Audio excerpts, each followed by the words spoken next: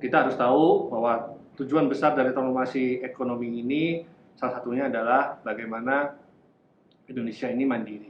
Artinya ketika Indonesia mandiri harus dipastikan kesejahteraan para pekerja itu juga mampu diakomodir dalam konteks secara makro. Sektor informal ini sebenarnya mengalami lonjakan yang ada gejolak dari penambahan sektor formal ketika ada suatu krisis.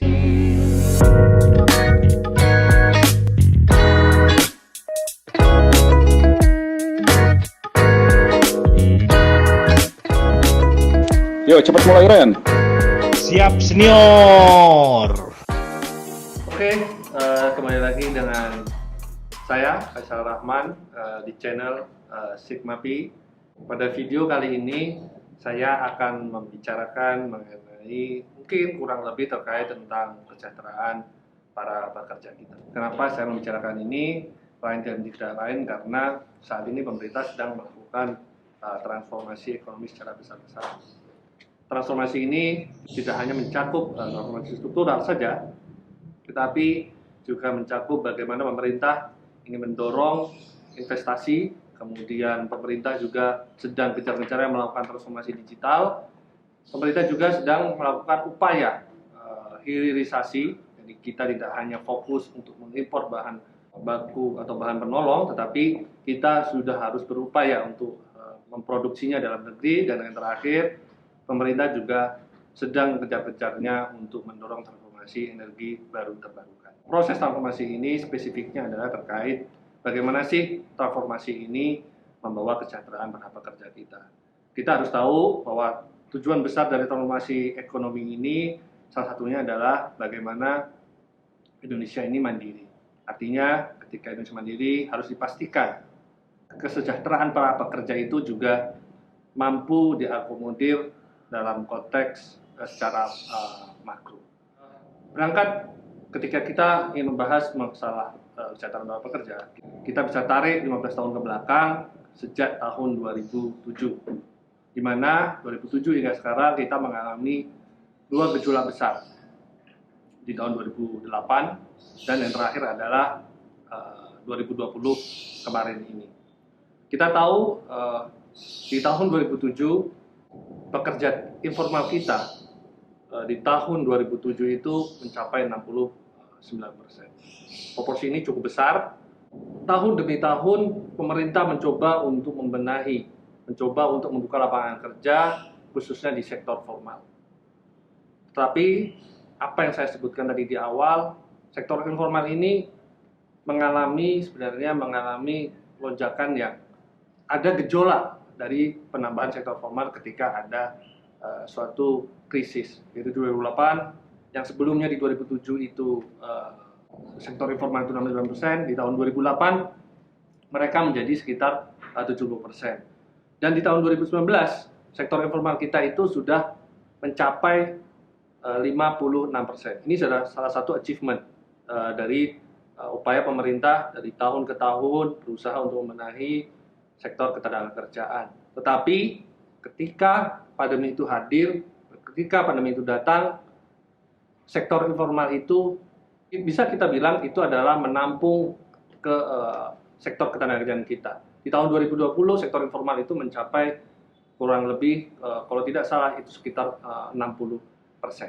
Nah, di sini yang perlu kita highlight adalah bagaimana proses pemulihan ekonomi khususnya dari sektor ketenagakerjaan. Di tahun 2021, kalau yang saya catat itu sedikit mengalami perbaikan, sektor informal kita turun menjadi 59%, sebaliknya di sektor formal itu mengalami perbaikan. Tetapi yang harus menjadi perhatian adalah bahwa gejolak yang terjadi 2020 itu tidak secara cepat mampu memperbaiki kondisi ketenagakerjaan kita. Terlebih gelombang atau perkembangan digitalisasi yang cukup tinggi dan adanya ketidakstabilan geopolitik yang kita tahu terkait Rusia dan Ukraina ini ternyata mengubah, bisa kita bilang, struktur produksi kita. Jadi yang semula itu perusahaan mampu meng-hire 10 orang untuk mencapai efisiensi, di proses pemulihan ekonomi ini di 2021 mereka mungkin bisa jadi hanya bisa membutuhkan 8 orang. Itu terlihat pekerja yang terserap di sektor industri. Karena pada 2021 memang secara output sektor industri itu mampu tumbuh atau mampu mencapai titik output yang sama dengan sebelum pandemi di tahun seperti tahun 2019. Tetapi jumlah pekerja yang terserap di sektor industri ini itu jauh menurun seperti itu. Nah, tetapi proses ini tidak bisa kita pungkiri ya, karena dalam prosesnya sektor atau khususnya sektor formal ini juga tidak bisa serta-merta sangat fleksibel untuk menyerap tenaga kerja. Hal ini berbeda dengan sektor informal yang secara komponennya itu mampu menyerap baik itu tenaga kerja akibat gejolak seperti pemotongan jumlah karyawan atau proses efisiensi dan sebagainya. Nah, sektor informal ini cukup fleksibel, di mana dalam komponennya itu kita ketahui itu bahwa di situ ada komponen dengan status berusaha sendiri. Nah, dalam proses pandemi ini pekerja yang berusaha sendiri ini mengalami peningkatan.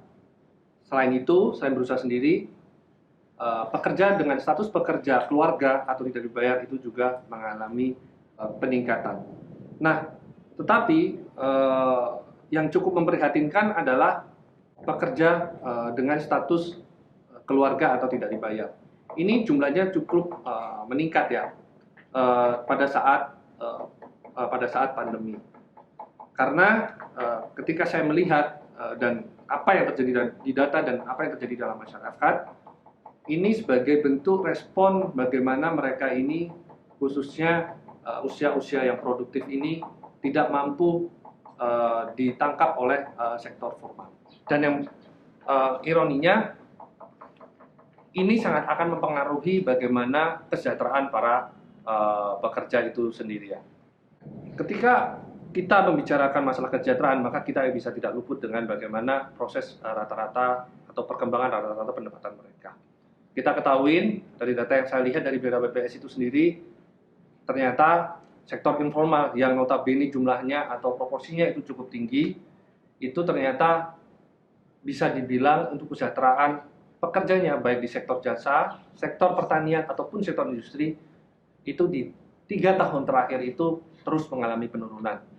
Hal itu berbeda dengan di sektor formal, di mana sektor formal ini bisa dibilang relatif lebih elastis terhadap inflasi yang terjadi. Artinya ketika suatu pendapatan itu tidak bisa mengakomodir dengan perkembangan inflasi, maka artinya secara real pendapatan yang diterima oleh pekerja itu menurun. Dengan kata lain, daya beli dari para pekerja kita yang majority itu adalah dari sektor informal itu juga mengalami penurunan. Ironinya, dari sektor formal ini, sektor jasalah yang relatif kondisinya itu semakin buruk. Dia tidak di tahun 2021 itu tidak mengalami peningkatan, tapi justru dia mengalami penurunan. Dan ini yang perlu menjadi tugas dari pemerintah, bahwa ada sekitar 37,7% atau 38% pekerja milenial di tahun 2021 itu majority itu adalah bekerja di sektor jasa. Inilah yang harus menjadi perhatian bagi kita semua, khususnya pemerintah, untuk mengakomodir bonus demografi yang akan dihadapi beberapa tahun ke depan. Ketika kesejahteraan pekerja milenial ini yang majority itu di sektor jasa itu tidak mampu diakomodir dengan baik, khususnya kesejahteraan pekerja informal secara menyeluruh, maka upaya pemerintah dalam mensejahterakan pekerja itu sendiri ataupun upaya pemerintah dalam mengurangi ketimpangan itu akan menjadi semakin berat. Mungkin itu saja beberapa poin yang ingin saya sampaikan pada video kali ini. Mungkin kita bisa akan berjumpa lagi di video-video berikutnya. Mungkin itu saja obrolan kita pada kali ini. Saya Faisal Rahman, mohon izin undur diri. Terima kasih. Assalamualaikum warahmatullahi wabarakatuh.